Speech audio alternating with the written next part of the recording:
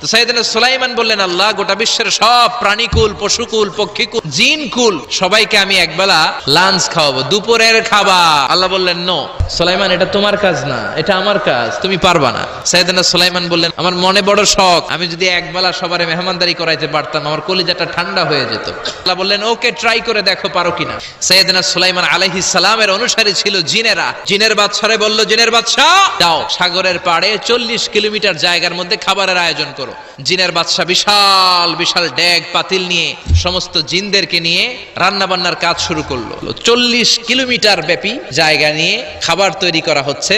সব যখন রান্না শেষ, চলে এলো সেই মহেন্দ্রক্ষণ। ইন দ্য মিন টাইম সাগরের ভেতর থেকে এক বিশাল আকৃতির তিমি মাছ হা করে ডেকে বলল, সুলাইমান, খাবার দাও। উনি ঘোষণা দিলেন, যাও এটারে খাবার দাও। তিমি মাছ বিশাল বড় হা করে বসে আছে সাগরে। জিনের বাদশা খাবার দিতে লাগলো। 1 কিলোমিটার শেষ, 5 কিলোমিটার শেষ, 10 কিলোমিটার শেষ, 40 কিলোমিটার শেষ, এখনো তিমি মাছের মুখ হা করা আছে না নাই? সাইয়েদনা সুলাইমান সিজদায় পড়ে গেলেন, আল্লাহর ডেকে বললেন, মাবুদ রে, আমি বুঝতে পারি না, আসলে রিজিক দেওয়ার মালিক আমরা না, গোটা বিশ্বের সবাইকে খাওয়ানোর ক্ষমতা আমার নাই, রিজিকের মালিক একজন, তিনি কে?